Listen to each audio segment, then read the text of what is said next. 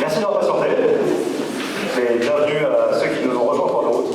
On va démarrer cette troisième et dernière table ronde du Congrès des Patriotes sur la thématique des solidarités. On l'a intitulé « Après la crise, comment recréer de nouvelles solidarités ?» Nous avons 4 intervenants, le 4e va nous rejoindre en cours de route. Je vais commencer par vous les présenter. On a en premier Renaud Quillet, qui est agrégé d'histoire.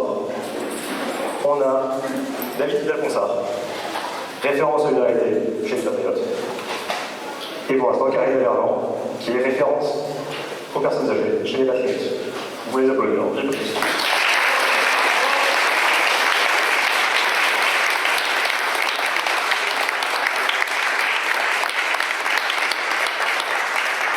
pour eux. Je vais pas m'éterniser, je vais laisser la parole à Renaud qui va commencer. Renaud, à toi. Merci Romain. Donc bonjour à tous. Donc je vais, pour essayer de respecter le temps limité imparti, d'abord de partir de l'intitulé de cette table ronde qui soulève 2 interrogations. L'intitulé est « Après la crise, comment recréer des solidarités ?» et ça soulève 2 questions auxquelles je ne vais pas répondre, enfin on y répondra, les orateurs suivants, les intervenants suivants y répondront en partie je pense.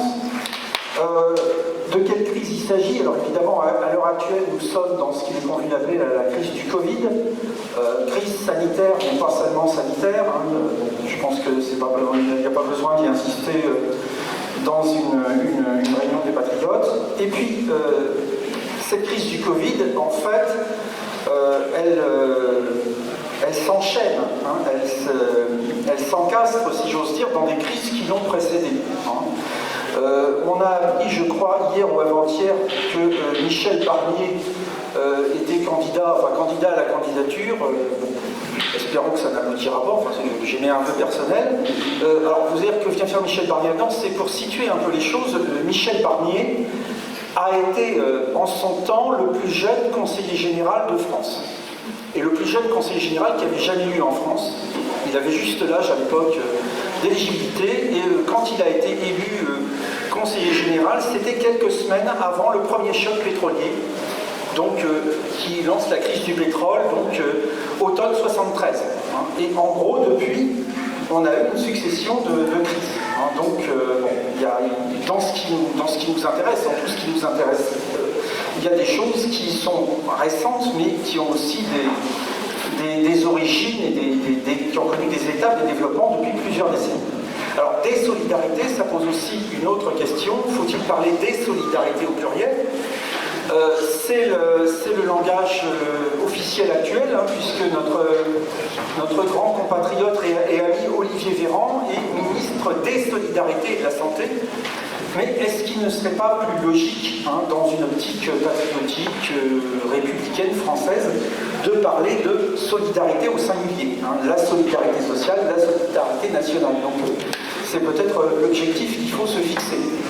Alors, ce qui est en cause actuellement, ce qui a été remis en cause ces dernières décennies, au sens fort, c'est-à-dire ce qui a commencé à être fragilisé, dégradé, en partie détruit, c'est un système de solidarité sociale, avec notamment, pas uniquement, mais notamment la sécurité sociale au sens strict, ce qu'on appelle familièrement la Sécu, et c'est quelque chose qui a été mis en place à la Libération. Alors, tout n'a pas commencé à la Libération, c'est comme pour l'école, tout n'a pas commencé avec Jules Ferry, il y a des choses qui existaient avant, mais il n'empêche que ce système de solidarité sociale subsiste encore en partie, même s'il subit des assauts et des fragilisations successives depuis maintenant plus de 30 ans, selon les secteurs. Il est néanmoins, c'est une grande entreprise qui est lancée à la Libération en 1945 avec l'idée d'avoir un système de solidarité globale qui couvre tous les risques, tous les aléas de la vie et qui associe à son fonctionnement, à sa gestion, la population. Donc l'idée d'une démocratie sociale. En 1945 et dans les années suivantes, on instaure officiellement en France, la France devient officiellement, institutionnellement, une démocratie sociale. Le droit du travail est également reconnu officiellement, hein, c'était deux questions qui traînaient depuis près d'un siècle, hein, au moins, et c'est donc, enfin, symboliquement, c'est franchi en 1945 et dans les années immédiatement suivantes.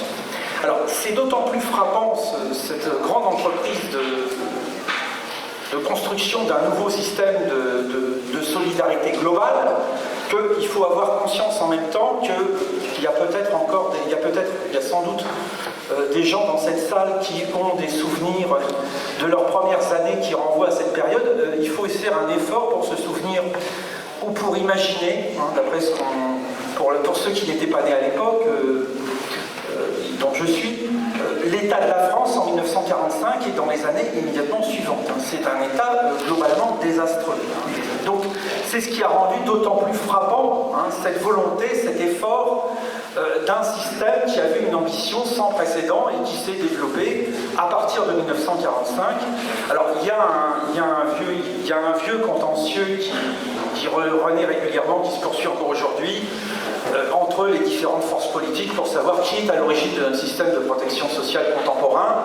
Bon, l'origine, c'est une ordonnance du 4 octobre 1945, hein, signée par le général de Gaulle, à un moment où c'est encore le gouvernement provisoire qui a la totalité du pouvoir exécutif et législatif, hein, il n'y a pas encore d'assemblée élue en place, mais ça sera évidemment déployé, complété dans les années suivantes par toute une série de lois et de textes réglementaires, et il y aura notamment le rôle dont on entend beaucoup parler ces derniers temps parce que cette année, ça fait 70 ans qu'il est mort, d'Ambroise Croizat, un ministre communiste de la Sécurité sociale, en 45-47.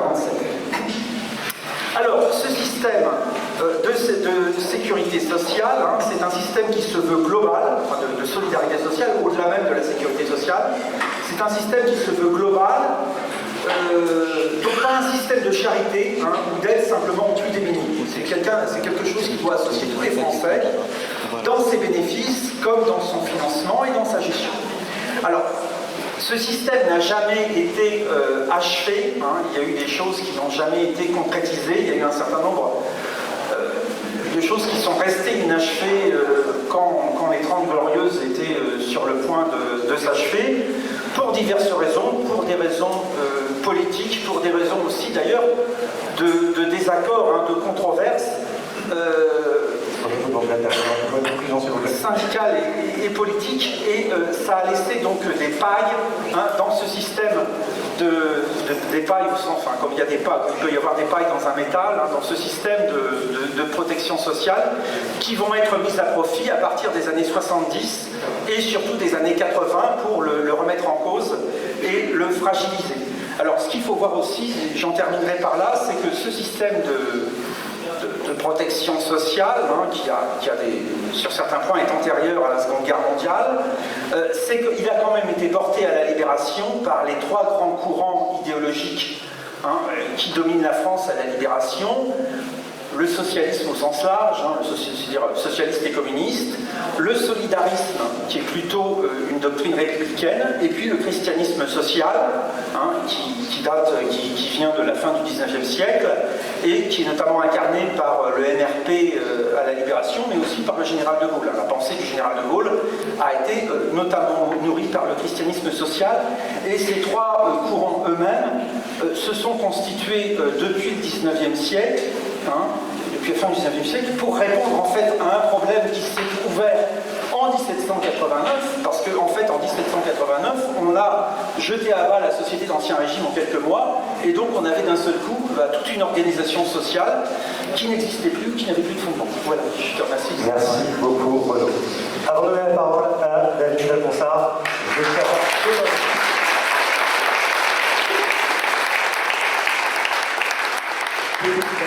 avant de passer la parole, j'aimerais déjà vous indiquer l'arrivée de Dominique Porte-Provence, qui va nous apporter qui va nous éclairer, puisque Dominique est notre expert sur le sujet de la formation professionnelle, il va nous apporter son œil. On remercie d'avoir parlé avec eux. Et une deuxième petite annonce qui concerne le congrès en général. S'il y a des référents dans la salle, il y a une réunion pour tous les référents départementaux au local bar à 14h30, ce qui vous obligera peut-être à y porter votre présence ici malheureusement. Ceci étant fait, je laisse la parole à vous. Merci. Avant de parler des personnes en situation de pauvreté suite à la crise sanitaire, il est nécessaire de connaître quelques données antérieures à la pandémie. Et nous ne pouvons pas parler de pauvreté sans évoquer les classes très aisées de notre pays. Jusqu'en 2019, la pauvreté en France reculait légèrement année après année. On comptait en 2018 9,3 millions de personnes pauvres. En 2019, 9,1 millions, soit 13,5% de notre population. L'ensemble de la protection sociale en France, tout est confondu, maladie, vieillesse, minima sociaux, coûte 728 milliards d'euros par an. La pauvreté et l'exclusion sociale représentent 25,4 milliards, soit 1,2% de notre PIB. A contrario, 10% des ménages français possèdent près de 50% du patrimoine total. Le système social français basé sur le principe de la redistribution des plus riches à l'effort de solidarité par l'impôt est mis à mal depuis la réforme fiscale de 2017 qui privilégie clairement les intérêts des plus riches au détriment des plus précaires. Depuis 2019, les inégalités sont reparties à la hausse et la pauvreté aussi. Selon l'Observatoire des inégalités, la France est le pays où le 1% des plus aisés a le niveau de vie le plus élevé, hormis la Suisse. Notre pays compte 2,47 millions de millionnaires. Pour la seule année de 2020, 309 000 nouveaux millionnaires. Depuis la suppression de l'ISF, 5 milliards de recettes fiscales ont été perdues chaque année depuis 2018. Pendant la pandémie, la crise sanitaire en 2021, les 10 premières fortunes de France ont vu leur patrimoine bondir de plus 37%. Ils ont accumulé 500 milliards d'euros. Alors que les 490 fortunes françaises suivantes ont vu leur patrimoine augmenter de plus 25%. La plus grosse fortune française, celle de Bernard Arnault, a quant à elle explosé, plus 57%. Depuis la Covid-19, la pauvreté en France a été démultipliée et est devenue multidimensionnelle. Pauvreté monétaire, psychologique, isolement, décrochage scolaire, c'est une bombe à retardement. Le seuil de pauvreté est fixé en 2021 à 1 063 € mensuels. Les conséquences suite à la pandémie sont terribles. Plus d'1 million de pauvres, soit 12,5 millions d'individus, 18,4% de notre population. Environ un Français sur 5. Plus d'1 million de personnes dans les associations, presque 2 millions de demandeurs de RSA, 5,7 millions de demandeurs d'emploi, et si l'on ajoute les sous-emplois travailleurs de quelques heures par mois, nous atteignons un taux de chômage à 20%, donc environ 14 millions de personnes. Les sans domicile fixe seraient aussi en augmentation selon l'Abbé Pierre, la Fondation Abbé Pierre. 300 000 à ce jour, chiffre qui a doublé depuis 2012. Le pire, malheureusement, est à venir puisque la crise économique est devant nous, avec des fermetures d'entreprises lorsque le gouvernement débranchera ses aides. Alors je pense qu'il faut agir. Jusqu'à présent, la pauvreté a toujours été abordée d'une manière palliative, comme par exemple les primes versées à 2 reprises par le gouvernement pendant la crise du Covid-19 aux plus démunis. En moyenne, ils ont perçu 2 fois 150 € d'aide supplémentaire en 16 mois de pandémie, soit 16,50 € par mois. Une misère. La redistribution des richesses doit être plus équitable. On pourrait instaurer, comme pour la pauvreté, un seuil de richesse afin de déterminer à partir de quel moment on est considéré aisé en revenu en France. Ainsi l'effort par l'impôt sera plus juste. Il pourrait être fixé de la manière suivante: pour une personne seule à 3 586 €, ce qui représente déjà 3 fois le SMIC net. Pour un couple à 4 890 €, 4 fois le SMIC net. Ce seuil pourrait être majoré de 500 € par enfant. Avec ces données, 10 millions de Français seraient concernés par ce seuil de richesse. Resterait à établir un barème pour les personnes assujetties à l'impôt de richesse. Pour 1,19 million d'allocataires qui perçoivent l'ASPA, le minimum vieillesse et l'AH2, allocation adulte handicapé à plus de 80%, qui qui n'ont pas la capacité de travailler, donc sans possibilité d'évolution financière, il serait judicieux d'aligner les montants de ces deux prestations sur le seuil de pauvreté à 1 063 €. Un coût supplémentaire de 2,28 milliards par an. Le montant du RSA à ce jour est fixé à 565 € pour une personne seule, soit 50% du seuil de pauvreté. Il est indispensable de le majorer aux 2/3 de ce seuil, et ainsi le fixer à 709 € par mois, donc une augmentation de 144 €, pour un coût annuel de 3 milliards d'euros par an. Il est urgent d'étendre le RSA aux 20-24 ans, qui souvent se trouvent dans des situations catastrophiques. Cette aide concernerait environ 500 000 jeunes pour un coût de 4,2 milliards d'euros. Ces compléments d'aide pourraient être largement financés en établissant le seuil de richesse. Rien qu'en rétablissant déjà l'impôt sur la fortune, nous pouvons récupérer 5 milliards par an. Et en régulant l'arrivée massive des clandestins dans notre pays, qui coûte à la France actuellement 6,5 milliards d'euros par an, hébergement d'urgence, santé, AME, reconduite et retour à la frontière. Concernant toutes les aides versées, un principe simple devrait s'appliquer. Le total des aides perçues par les personnes en capacité de travailler, hors allocation familiale pour les enfants, ne devrait pas dépasser 70% du seuil de pauvreté, soit 744 € par mois. Ces aides devront être plafonnées à 1,5 fois le seuil de pauvreté avec les allocations pour les enfants comprises, soit 1 595 € afin de conserver un écart attrayant pour favoriser un retour à l'emploi. L'État prend à sa charge une part de la pauvreté financière, mais laisse aux diverses associations le soin de gérer le quotidien des personnes en difficulté. L'État doit faire mieux et plus. Un grand projet sur la pauvreté doit être mis en place pour refonder complètement le système actuel avec les contours définis comme suit. Les centres dits d'accueil et d'hébergement doivent être complètement repensés et développés. Leur but d'hébergement doit être étendu. Hébergement, alimentation, santé. Ces centres permettraient de regrouper un logement temporaire, retraite denrées alimentaires, soins de santé. Merci beaucoup.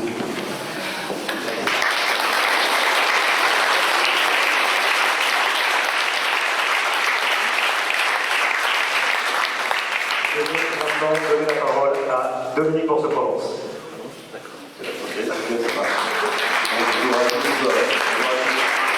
Moi, je me tourne avec tous ces chiffres. C'est pas, je ne critique pas mes collègues qui ont fait un travail conséquent et qui sont compétents, mais moi, ça me donne le tournis, tous ces chiffres. D'accord? Moi, je pense qu'il y a un truc fondamental sur lequel il faut revenir, tout bête, c'est qu'il y a à s'occuper fondamentalement d'une réalité qui est les cotisations sociales. Elles doivent être en fonction des possibilités de chacun, liées à leur emploi. Et puis, bien sûr, la couverture sociale, elle doit s'adresser à tous en fonction de leurs besoins. Donc, de côté, chacun selon ses moyens, à chacun selon ses besoins. Et il faut remettre le travail au centre de tout ça. Parce que on a les cotisations sociales, qui est déjà un système de redistribution, puis après on a les aides sociales. Et puis d'un seul coup, il y a une espèce de mélange des gens. C'est-à-dire que depuis les années 90, insensiblement, petit à petit, on a fait d'une politique du chômage, c'était une politique sociale du chômage. C'est pas une politique économique, il ne s'agit pas de retrouver des emplois, il ne s'agit pas de se battre au niveau des gouvernements qui trouvent des marges de manœuvre pour créer de l'emploi. Parce que je vous signale que quand même, la clé de tout ça, c'est l'emploi. D'accord? La clé de tout ça, c'est l'emploi. Parce que la charité, ça a ses limites. D'accord? On peut tous faire de la charité. Ça a ses limites. Ok?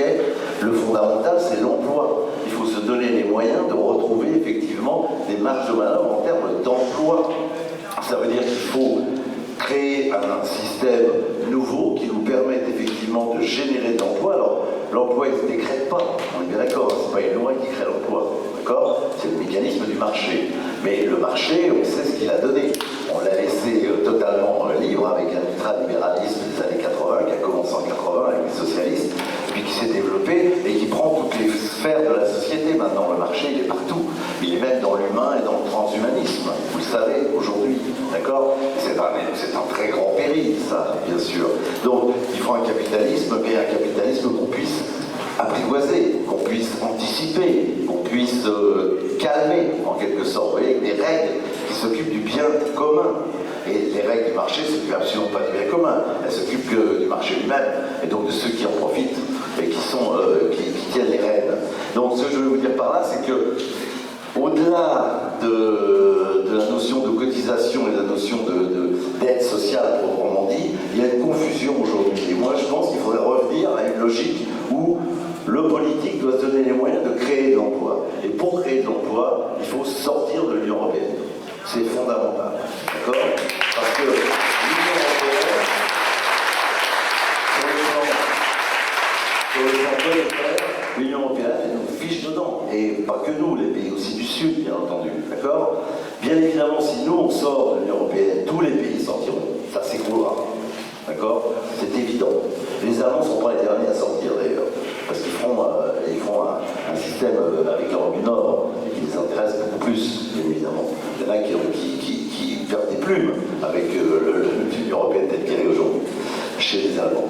Donc, c'est ça la base, à mon avis. La base, c'est ça. Alors après, reconstruire des solidarités, moi je pense qu'il n'y a qu'une philosophie qui est la nôtre. Et c'est une philosophie qui est extrêmement, c'est un peu comme la laïcité. C'est original en France. On a plein de talents en France, on a fait plein de choses. Vous avez vu ce matin la table ronde qui concernait l'Union européenne, justement, on montrait que dans les années 60, on avait été très créatifs. D'accord? Donc, il faut revenir à cette logique-là, il faut se donner les moyens de créer de l'emploi. Et je voulais juste dire, pour pas être trop long peut-être, c'est que créer de l'emploi, ça veut aussi dire, bien évidemment, arrêter cette stupide logique du fait que si les étrangers, d'accord, j'insiste sur ce point bien évidemment, n'étaient pas là, il y a plein, encore Dupond-Moretti l'a encore dit il y a 15 jours, c'est vrai qu'il date un peu lui, vraiment, d'accord, il n'y a pas de taxi, il n'y a pas de restaurant, il n'y a pas de ménage, il n'y a pas de ceci et de cela, d'accord. À la fois elles sociétés de service, mais ce qu'il faut dire aussi bien sûr, c'est que les entreprises entières qui font des centaines de milliers d'emplois, d'accord, et qui embauchent 80% de travailleurs étrangers, d'accord. Alors l'idée c'est, parce que les Français ne veulent pas faire, ok. Ça fait plus de 40 ans qu'on dit ça, ok. Quand Bouygues il faisait venir des gens clandestinement, ok, d'Algérie, etc., il disait la même chose. D'accord? Donc il faut arrêter avec cette espèce de paradigme erroné. Si on fait des plans de carrière, si on fait une véritable gestion des ressources humaines, de ce point de vue-là, il faut bien sûr suivre différemment les entreprises, eh bien on peut tout à fait concevoir que les compatriotes se mettent aussi à des travaux, y compris difficiles, parce qu'il faut recréer à ce niveau-là de l'emploi en France. Vous savez, le système mutuel, c'est très simple, hein. S'il est complètement ouvert, il ne peut pas fonctionner. Il faut un minimum de fermeture pour qu'un système mutualiste fonctionne, puisque vous cotisez. Quand vous cotisez, ça fonctionne. Si vous êtes au chômage, vous ne cotisez plus, mais vous prenez dessus. Donc c'est comme une double peine par rapport au système. Donc s'il est ouvert, il ne peut pas fonctionner. Donc on a même des capitaux extérieurs et on fait de plus en plus d'aide sociale. CMU, etc. Je passe les détails. Ça, je veux dire, on arrive au bout, quoi, cette logique-là. On arrive au bout. Et là, ce qui est quand même proprement révolutionnaire, c'est que j'ai retenu les chiffres de mes collègues concernant la paupérisation en France. C'est une situation proprement pré-révolutionnaire que nous vivons en ce moment. Il faut en être vraiment très conscient. Alors, bien entendu, c'est une révolution qui peut être une révolution des œillets ou autre, d'accord? Pas forcément une révolution sanglante, j'espère que non. Mais il faut avoir une certaine radicalité aujourd'hui parce que la situation devient de plus en plus radicale. Il faut en être conscient. Il faut qu'on soit dans ce radicalisme, nous, les patriotes, parce que la situation, elle l'exige. Les contradictions qui s'opèrent sont de plus en plus évidentes, sont de plus en plus fortes. Et on le voit, là où on le voit le plus, c'est sur la question sociale. Donc je crois que la question n'est peut-être pas de recréer des solidarités, d'accord, mais la question c'est de remettre, pour moi, l'emploi au centre de la vie. Ça veut dire que toutes les problématiques doivent passer par une problématique d'emploi. Toutes les problématiques économiques doivent passer par une problématique d'emploi. Ça veut dire qu'on ne décrète pas l'emploi, mais on incite à l'emploi, on anticipe sur l'emploi, on forme sur l'emploi. La formation, c'est un élément fondamental, et je pense peut-être à cette occasion que je peux te donner la parole, peut-être. Y compris par rapport à ton propre témoignage, c'est important.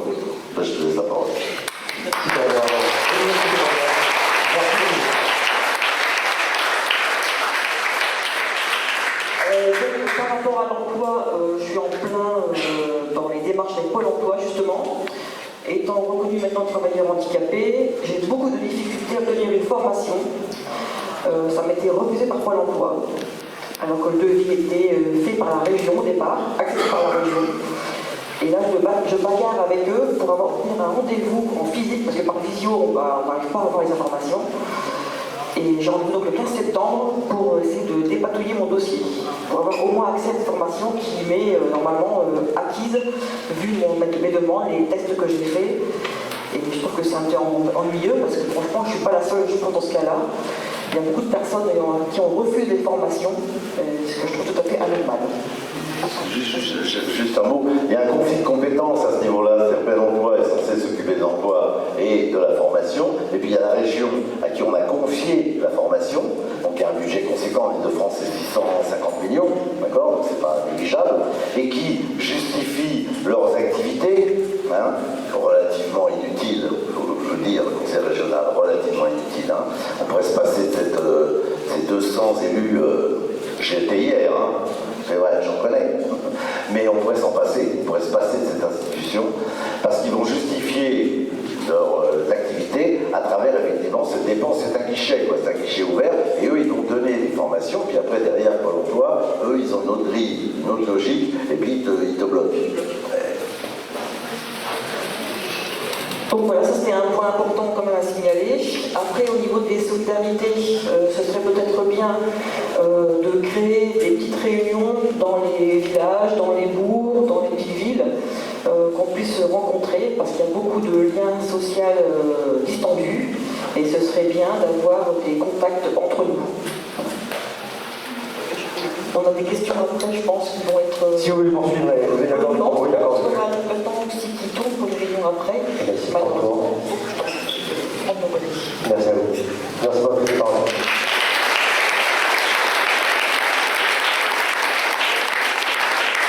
Merci pour les applaudissements. Merci encore plus pour Karine qui nous laisse un petit peu plus de temps pour pouvoir procéder à quelques questions. Comme pour les premières tables rondes, on n'aura pas le temps de prendre des questions publiques, mais je vous rappelle que tous les intervenants qu'on a sont à votre disposition pendant tout le restant du congrès. Ils auront un plaisir de répondre à vos questions, ils sont aussi là pour ça. C'est un grand plaisir pour eux. Les questions qu'on a sélectionnées devraient quand même pouvoir vous intéresser un petit peu, même si vous ne les posez pas directement. Je vais commencer par la première, sûrement pour le midi. Une question sur Pôle emploi, est-ce qu'il est toujours aussi compétent dans sa mission de réinsertion des personnes sans emploi? Voilà, c'est chaud. Vaste question. Le problème, c'est que quand on parle d'une structure liée à l'emploi, il faut parler des deux aspects, c'est-à-dire des demandeurs et des offreurs. Donc il faut parler effectivement des gens qui sont au chômage et puis des entreprises. Alors Pôle emploi, c'est une catastrophe au niveau des entreprises. Je connais pas mal d'entrepreneurs qui ne passent plus jamais par Pôle emploi. Parce qu'ils trouvent ça inefficace, ils sont incompétents, ils sont pas rapides, ils sont pas réactifs, etc., etc. Alors à cette occasion, je voudrais dire donc la mise en cause de la structure, elle a subi des réformes nombreuses ces dernières années, vous voyez, l'idée, et tout le monde n'a pas suivi, bien évidemment, en plus. Et par rapport à ça, il y a quand même un serpent de mer qui est assez amusant, vu le nombre de chômeurs. Ils ont réussi à trouver, en grossissant un peu les chiffres, ils parlent de 500 000 personnes qui ne trouvent pas d'entreprise, donc qui font des offres et qui ne trouvent pas de demandeurs, d'accord, qui ne trouvent pas de demandeurs d'emploi.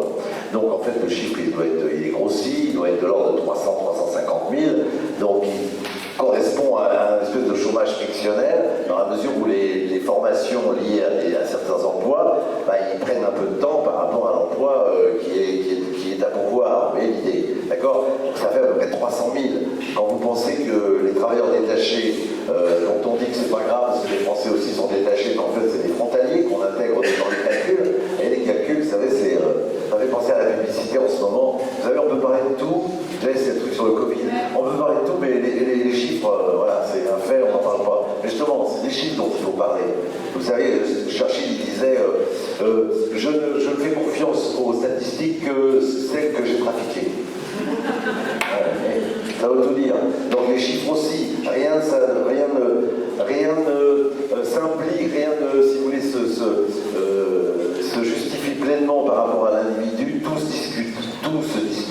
D'accord, il n'y a rien qui est indiscutable. Et un chiffre, ça se discute comme les autres, parce qu'il faut chercher la source, la référence, la conception, la façon dont on l'a calculé, etc., etc. Donc, les chiffres à s'aimer comme ça ne veut rien dire. Il ne faut pas se laisser piéger par ça. Simplement, ce que je voulais vous dire, c'est quand on prend les travailleurs frontaliers, les Français, vous voyez ce que je veux dire, et puis on dit, bah oui, il y a 500 000, 550 000 travailleurs qui viennent de l'étranger sur la base de cette option européenne, bien évidemment. Et bah regardez, déjà, c'est complètement dingue. Parce que vous voyez le nombre de chômeurs que l'on subit en France en ce moment, et l'Union européenne s'amuse avec ce travail qui est un travail détaché, hein, avec des multiples façons de procéder à des entourloupes au niveau des entrepreneurs évidentes, d'accord? Des gens qui sont là, mais qui, en fin de compte, le contrat il est rompu, mais ils restent en France, en fait, etc. Ils ne rentrent pas. Je vous en passe, c'est des meilleurs, il y a plein de cas comme ça, d'accord? Et ça, c'est très problématique, bien évidemment. Et c'est un élément de plus qui nous montre que notre souveraineté, bah, elle est foulée aux pieds, elle est piétinée, quoi. D'accord? Et que la seule façon de nous retrouver et de redonner du sens au travail, les efforts de chacun, ils ont du sens que dans la mesure où ils vont s'orchestrer dans une logique politique qui donne du sens, qui crée un avenir, qui nous montre le chemin. Il n'y a pas de chemin aujourd'hui, il n'y a rien. D'accord? Donc c'est pas une institution qui va remplacer ces choses-là, elles sont fondamentales. Les institutions comme Pôle emploi, elles ne font que suivre une logique politique, mais il faut qu'elle soit là. Si elle n'est pas là, c'est n'importe quoi. Et aujourd'hui, c'est quand même n'importe quoi, il faut reconnaître. Merci Dominique. On attend pour une dernière question. On a parlé de l'Union européenne, on a parlé de diverses allocutions. J'aimerais que l'un d'entre vous puisse nous dire comment l'Union européenne a accéléré le processus de dégradation de notre système de protection sociale.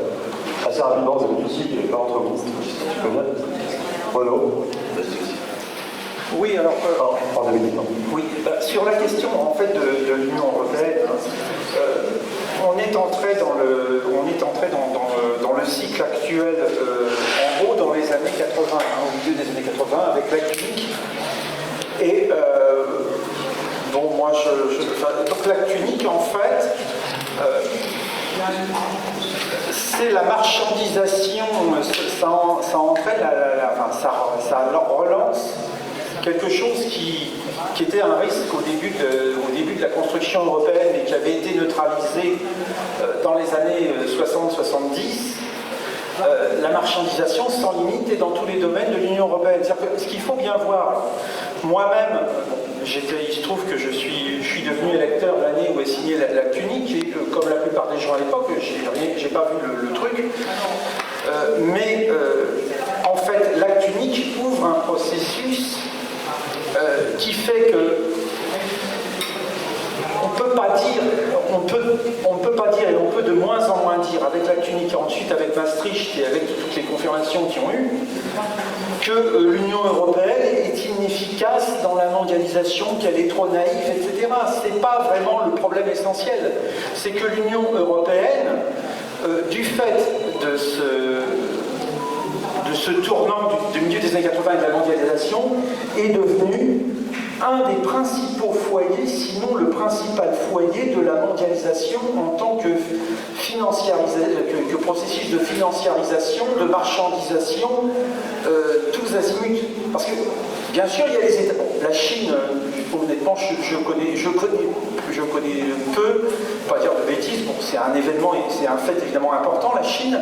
Les États-Unis, c'est un fait aussi important, mais il faut bien voir que les États-Unis, c'est certes une puissance, une superpuissance, on est peut-être en train de voir la fin de cette superpuissance, même s'il faut être prudent, mais les États-Unis, on l'a vu dans une certaine mesure avec l'épisode Trump, mais aussi avec Obama, déjà dans une certaine mesure, et on voit qu'il y a des tensions. Les États-Unis, ce n'est pas l'Union européenne, parce que même si c'est une puissance qu'on peut qualifier éventuellement d'impériale, voire d'impérialiste, même si c'est un... Alors, je ne connais pas les États-Unis, je ne suis jamais allé aux États-Unis, mais c'est aussi quand même une nation. C'est quand même une nation. D'ailleurs, quel est à ce jour, depuis que les États-Unis sont apparus, le conflit le plus destructeur et le plus meurtrier qu'aient connu les États-Unis, c'est ce que nous appelons la guerre de sécession. C'est ce qu'on appelle la guerre civile, donc c'était les États du Sud qui voulaient quitter l'Union. Ça aboutit à une guerre terrible.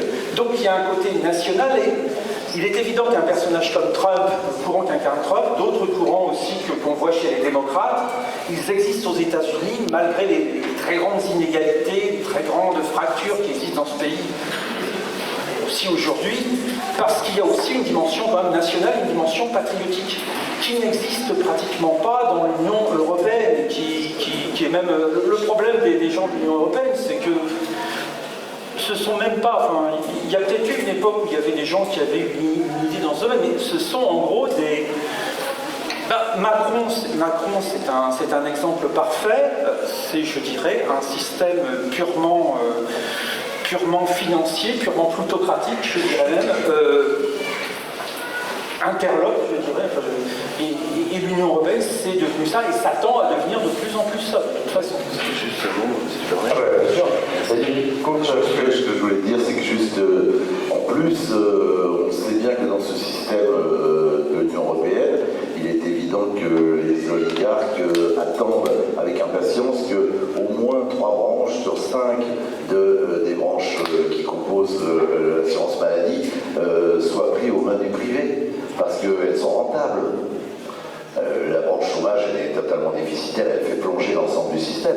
Mais les autres branches, il y en a 3 au moins qui sont, je ne rentre pas dans les détails, il y en a au moins 3 qui sont rentables, et qui seraient très rentables dans un cadre privé. Et ils attendent ça, et ils ont ça dans les tiroirs de ces prêts depuis plusieurs décennies aujourd'hui.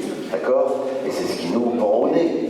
Parce qu'ils sont ultra-libérales sur le plan. Alors, tu as raison, c'est vrai qu'il y a une souveraineté américaine, quoi, qui s'est exprimée avec Trump, voilà, quel que soit ce qu'on en pense.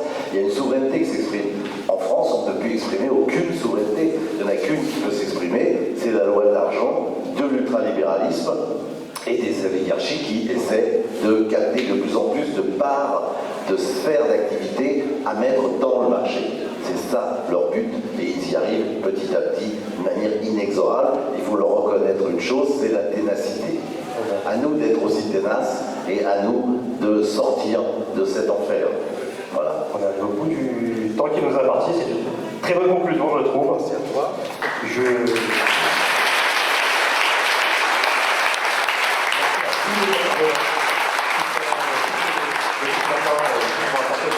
Une vraie expertise. Merci à vous qui avez été présents depuis 10h du matin. Une grande attention.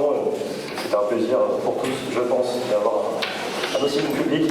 Je vais vous rappeler que toutes les interventions de nos intervenants se retrouveront sur le site du pôle d'expertise des patriotes qui s'appelle www.souverainisme.fr. Ils vont paraître, viendra apparaître en septembre la première édition de Défi souverainiste, leur magazine qui sera trimestriel, dans lequel vous retrouverez toutes les allocutions que vous avez pu voir aujourd'hui ou que vous avez pu voir manquer, parce qu'il y en avait dehors. Elles étaient aussi, j'en suis sûr, très intéressantes. Merci à vous. On se retrouve à 15h pour les questions.